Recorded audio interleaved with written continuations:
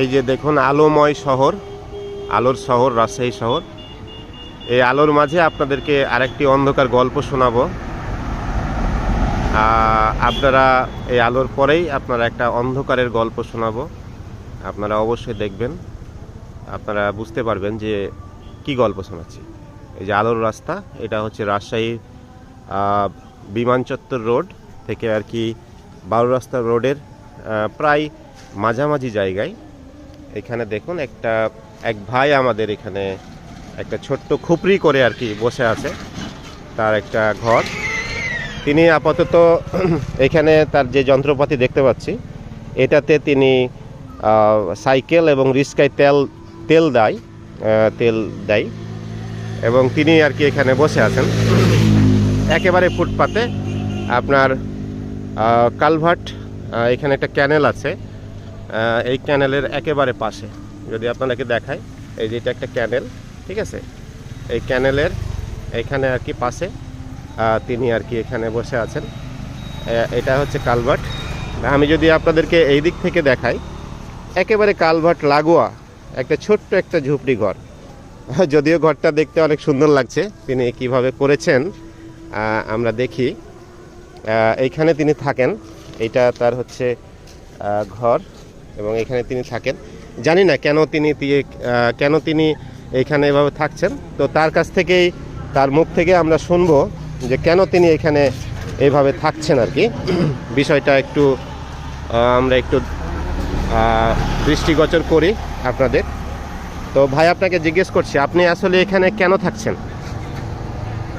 আমার বাড়িঘর উঠে গেছে, হ্যাঁ, উঠাই দিয়েছে। হ্যাঁ, আমি যে একটা চিকন চাকা কিনেছিলাম, ব্যবসা করতে নামেছিলাম। আপনি সংক্ষিপ্ত বলেন, আসলে আপনার কি বাড়িঘর নেই? না, জি না।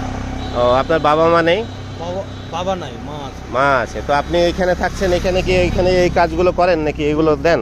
লিক সারি। তো এইখানে লিক সারাতে আপনার বা এসে আপনার যা ইনকাম হয় সেটা দিয়ে আপনি চলেন, তাই তো না? ও আচ্ছা, তো আপনি এখানে কতদিন যাবত আপনি আছেন এখানে? আমি 4-5 দিন হবে, খুব বেশি। ও, তো এখানে আপনি কি সব সময় থাকবেন না, এরকম কি মনে করতেছেন? এখন বাধ্যতা মনে হয় থাকতে হবে। ও, মানে আপনার বাড়ি ঘর নেই আপাতত, বাধ্যতামূলক থাকতে হবে। তো যদি আপনাকে কেউ এখানে যে আপনি আছেন, যদি কারো আপনার এই জিনিসটা দেখে যদি কারো নজরে পড়ে, কেউ যদি আপনাকে পুনর্বাসন করতে আসে বা এসে, তাহলে আপনি অবশ্যই চেষ্টা করবেন নেওয়ার জন্য। ও আচ্ছা আচ্ছা। তো আপনি এখানে কি একাই রান্না বান্না করে খান নাকি? জি, একাই। আজকে কি রান্না করলেন এখন? আজকে ভেন্ডি করলাম। ভেন্ডি আর ভাত? হ্যাঁ, জি। আচ্ছা। তা আপনি এইভাবে আছেন, তো আপনার তো অনেক কষ্ট হইতেছে মনে হচ্ছে। খুব কষ্ট ভাই, আমি খুব বেকায়দের ভিতরে আছি। তো আপনি এইভাবে এই রাস্তায় আছেন, আপনি তো অন্য কোনো জায়গায়ও থাকতে পারেন। তো এখানে এই কাজের জন্য বিশেষ করে এই কাজের জন্য আপনি বেশি আছেন, যে রাস্তার পাশে আপনি রিক্সার ইয়াগুলো পাবেন আর কি, সাথে সাথে আপনার এটাও হবে। এই কারণেই আপনি এখানে আছেন, মানে যেখানে আপনি থাকবেন সেখানে আপনি ওই কাজটা করছেন, তাই তো না? না, সব মিলে আপনার আইডিয়াটা ভালো, যে আপনি এখানেই থাকছেন, এখানেই রান্না করতেছেন, প্লাস আপনি আবার এখানে কি ভাইয়া, এখানে আপনি আবার রিক্সার যে তেল দিচ্ছেন বা এখানে এই করতেছেন। তো আপনারা অবশ্যই যদি কেউ দেখে বা আপনাকে কোনো সহযোগিতা করার চেষ্টা করে, তাহলে অবশ্যই আপনি তাদের সাথে সঠিক ইনফরমেশনটা দিবেন, যে আপনি কিসের জন্য এখানে আছেন, কি আশয় বিষয়। হ্যাঁ, ভুল প্রশ্রয় দেওয়ার দরকার নেই, আপনি সঠিক ইনফরমেশনটা দিবেন। যদি সঠিক হয়, কোনো কর্তৃপক্ষ বা কেউ যদি আপনাকে সহযোগিতা করতে আসে, তাহলে আপনি সঠিক ইনফরমেশন দিয়েই আপনি করার চেষ্টা করবেন, ঠিক আছে? কি আপনার নাম কি? রফিকুল ইসলাম। আপনার বাসা কোথায়? ছোট বনগাম, 12 রাস্তা, মানে এইখানে আর কি। তা আপনার তো যে ইতিহাস, এই ইতিহাস তো অনেকেই জানে না, মানে আপনার আত্মীয় স্বজন যারা আছে বা অনেকে জানে যে আপনি কিসের জন্য এখানে বা এসে। ঠিক আছে, ঠিক আছে ভাইয়া, কিছু বলবেন?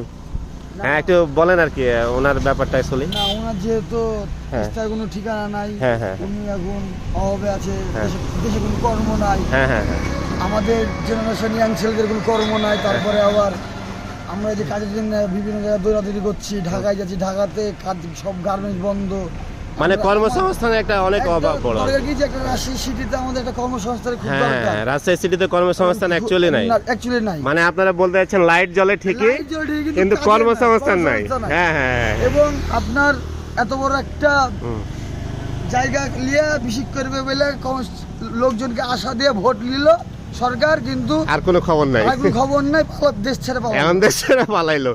আচ্ছা ছোট ভাই, ধন্যবাদ আপনাকে, আপনি আপনার মনের ভাষাটা বলেছেন, আর উনাকে সুন্দর। যদি কেউ ডিস্টার্ব করে কিংবা প্রবলেম করে, আমরা আছি, না আমরা না, ছেলে বিলাম অবশ্যই সাপোর্ট করব। অবশ্যই ওনাকে দেখবেন, উনি কষ্টের মধ্যে আছেন। যতদূর পারি আমরা হেল্প করব। হ্যাঁ হ্যাঁ, ঠিক আছে ছোট ভাই, যতদূর পারি আমরা ওনাকে হেল্প করব।